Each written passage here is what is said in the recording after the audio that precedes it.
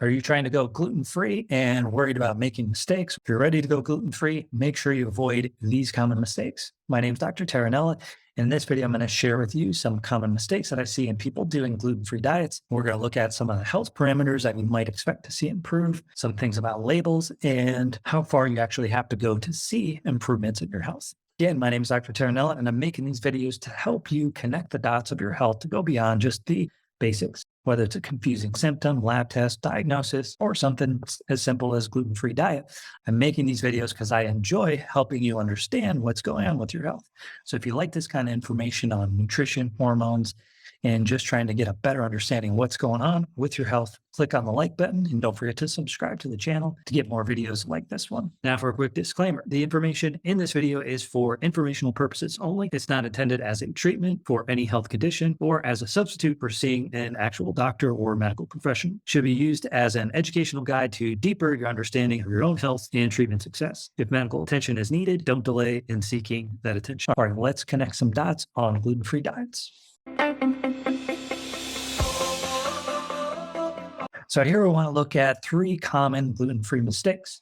The first one being you're doing a gluten-free diet for the wrong reasons. Gluten, generally speaking, is not good for most people, but that doesn't by default say it's bad for everyone. And it's also true that it's not going to improve all health parameters, even in someone that it's not good for. And here's a good example. I commonly hear people say that they're doing a gluten-free diet to benefit their thyroid. Now, there are specific reasons why you would want to do this, but just having hypothyroid isn't one of them. There's nothing inherent about gluten that interferes with thyroid hormone production or distribution of that thyroid hormone. So we wouldn't expect to see a huge improvement in your thyroid function just by eliminating gluten. Now, what it does do, and I have seen this very commonly, is it does have a negative impact on your immune system. Specifically, it can enhance or aggravate any autoimmune process that's going on, specifically Hashimoto's. So if you have hypothyroid or hyperthyroid, but you don't have Hashimoto's or autoimmune issues going on, gluten-free probably isn't going to help the thyroid specific part of your health. There's lots of other reasons, though, that people do gluten-free diets, and I wouldn't discourage that because it does tend to help you feel better in a lot of different ways. Sometimes you don't even see a lab-specific thing change. So it's not going to hurt either way, but it would be a mistake to expect to see your thyroid function improve in the absence of Hashimoto's. Some things that would expect to improve are things like joint pain, maybe even C-reactive protein, sed rate, and many other immune parameters. Symptom-wise, a lot of digestive symptoms will improve. And like I said, those inflammatory things. The second common gluten-free mistake that I see people making is doing gluten light instead of gluten-free. Let me explain what I mean.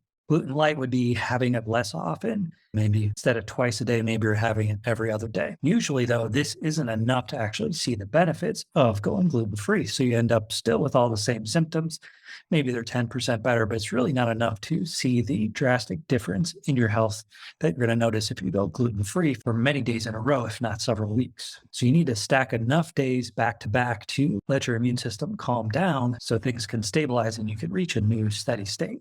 The third gluten-free mistake that I commonly see is reading labels instead of understanding what the actual components of gluten, where they actually come from. So certain things are naturally going to be higher in gluten. So if you just avoid those, you don't have to bother looking at a label and making sure it says gluten-free on it. For instance, rice, fruits, vegetables, dairy products. These are all naturally gluten-free products in here. The things that naturally have high gluten in them are barley, rye, wheat, and spelt. So if you don't eat anything with those ingredients in it, generally you're going to be okay.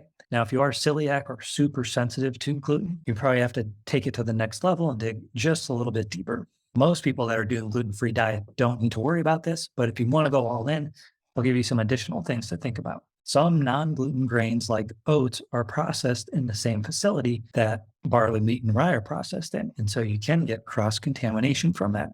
And so there's now oats that are labeled gluten-free oats. Certain condiments and processed foods are going to add gluten to help with the taste and texture of those foods. So when you're eating things that are more processed, even condiments like soy, you would think soy is made from soybeans, but there's also gluten in there to help with the taste or some other reason. I'm not sure, but you can get gluten-free soy sauce. So if you're getting things that have multiple ingredients, lots of processing going on, you probably do need to check the ingredient list, make sure there's no barley, wheat, rye, or spelt, and specifically gluten in there. If you're buying rice or a single ingredient item, as long as it's not barley, wheat, rye, or spelt, you're probably going to be okay.